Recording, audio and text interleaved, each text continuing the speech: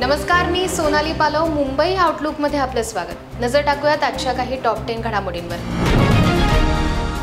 मुंबईतील खासगी महाविद्यालयांमध्ये हिजाब, निकाब, बुरखा, टोपी घालण्यावर बंदी घालणाऱ्या परिपत्रकावर सर्वोच्च न्यायालयाने स्थगिती दिली आहे.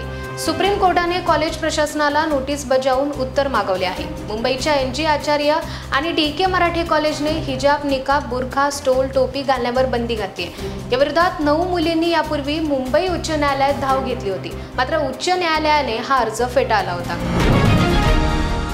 मुंबई विद्यापीठाची सिनेट निवडणूक 22 सप्टेंबरला तर मतमोजणी 25 सप्टेंबरला आहे. सिनेट निवडणुकीसाठी ठाकरे गटाचे उमेदवार आज दुपारी 1:15 वाजता फोर्ट कॅम्प्स येथील मुंबई विद्यापीठात आपले उमेदवारी अर्ज दाखल करणार आहेत. ठाकरे गटाकडून सिनेटसाठी 10 उमेदवार दिले जाणार असून आज हे उमेदवार अर्ज दाखल करतील. 6 ऑगस्टपासून उमेदवारी अर्ज दाखल करण्यास सुरुवात झाली आहे. 22 ऑगस्ट उमेदवारी अर्ज दाखल करण्याचा शेवटचा दिवस असणार आहे.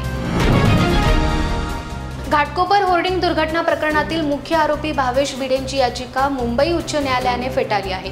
भावेश भिडेंने जामिनीसाठी आणि FIR रद्द करण्याची याचिका केली होती, ज्यात त्याने होर्डिंग दुर्घटना दैवी कृत्य असल्याचा दावा केला होता आणि आपली अटक बेकायदेशीर असल्याचं म्हटलं होतं. मुंबई पोलिसांनी भावेशला लेखी पूर्वसूचना देऊनच अटक केल्याचे सांगितले आहे. भावेश भिडे इगो मीडियाचे संचालक आहेत.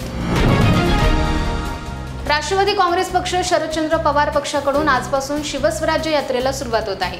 शिवनेरीवरून आज या यात्रेचा शुभारंभ झाला असून यात्रेच्या पहिल्याच दिवशी मोठी दुर्घटना टळली. जुन्नर शहरातील छत्रपती शिवाजी महाराजांच्या पुतळ्याला क्रेनच्या साहाय्याने पुतळ्याला हार घालून क्रेन खाली येत असताना अचानक क्रेनच्या ट्रॉलीत बिघाड झाल्यानं पक्षाचे प्रदेशाध्यक्ष जयंत पाटील, खासदार अमोल कोल्हे, रोहिणी खडसे तसेच मेहबूब शेख थोडक्यात बचावले. या दुर्घटनेचा व्हिडिओ सध्या सोशल मीडियावरती व्हायरल होत आहे. राज्यातील सर्व पोलिसांसाठी एक महत्त्वाची बातमी हाती आली. पोलीस सेवेत असलेल्या कर्मचाऱ्यांना त्यांच्या खासगी वाहनावर पोलीस किंवा पोलिसांचे बोधचिन्ह लावत असतात. आता पोलीस कर्मचाऱ्यांना असं करता येणार नाहीये. जर कोणत्या पोलीस कर्मचाऱ्याने पोलीस किंवा बोधचिन्ह आपल्या वाहनावर लावलं असेल तर त्यांच्यावर कारवाई केली जाणार आहे. राज्यातील सर्व जिल्ह्यांमधील पोलीस अधिकारी कर्मचारी यांच्या खासगी वाहनांवर पोलीस बोधचिन्ह तसेच पोलीस लिहिलेलं आढळून असल्यास त्या वाहनांवर कारवाई होणार आहे. दिल्लीतील मध्य धोरणातील मनी लॉन्ड्रिंग प्रकरणात सर्वोच्च न्यायालयाने आप नेते आणि माजी उपमुख्यमंत्री मनीष सिसोदिया यांना मोठा दिलासा दिलाय. सर्वोच्च न्यायालयाने सिसोदिया यांना अखेर जामीन मंजूर केला असून 17 महिन्यानंतर सिसोदिया यांना दिलासा मिळाला आहे. दिल्ली मध्य धोरण प्रकरणात सिसोदिया फेब्रुवारी 2023 पासून तिहार तुरुंगात आहेत. न्यायालयाने जामीन मंजूर करताना सिसोदिया यांना काही अटी शर्तींसह जामीन दिला असून त्या पासपोर्ट जमा करण्यासह साक्षीदारांवर दबाव न टाकण्याचे निर्देश दिले आहेत. मुंबई नाशिक महामार्गावर मोठ्या प्रमाणात वाहतूक कोंडी झाली आहे. जवळपास 5 किलोमीटरपर्यंत वाहनाच्या लांबच लांब रांगा लागल्या आहेत. पडग्यापासून वासिंदपर्यंत ट्रॅफिक जाम झाली आहे. खड्ड्यांमुळे वाहन चालकांना नाहक त्रास सहन करावा लागत आहे. आज मुख्यमंत्री एकनाथ शिंदे हे स्वतः या नाशिक महामार्गावर प्रवास करत मुलुंड ते शहापूरपर्यंत महामार्गाचा आढावा घेणार आहे.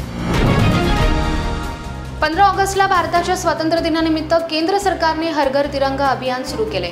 आजपासून म्हणजेच 9 ऑगस्टपासून या अभियानाची सुरुवात होणार असून 15 ऑगस्टपर्यंत हे चालणार आहे. स्वातंत्र्य दिनाच्या पार्श्वभूमीवर देशवासियांना त्यांच्या घरावर आणि कार्यालयात तिरंगा फडकवण्याचे आवाहन करण्यात आले आहे. तसेच प्रत्येकाने आपल्या WhatsApp DPवर तिरंग्याचा फोटो ठेवावा असं आवाहन सरकारकडून करण्यात आले. हर घर तिरंगा या मोहिमेची सुरुवात स्वतः पंतप्रधान नरेंद्र मोदी करणार आहेत. आमचं बटन दाबलं तरच ही लाडकी बहीण योजना चालू राहणार आहे, कारण ही योजना आम्ही सुरू केलेली आहे. यामधून कुठून खर्च करायचा, कुठून पैसा आणायचा याचा सगळा अभ्यास आम्ही केलाय. त्यामुळे आम्हाला त्या ठिकाणी तुम्ही पाठवलं पाहिजे. त्यामुळे तुम्ही आमचं बटन दाबा म्हणजे ही योजना चालू राहील असं म्हणत अजित पवारांनी आपल्याला मतदान करावं असं आवाहन त्यांनी यावेळी केलं आहे.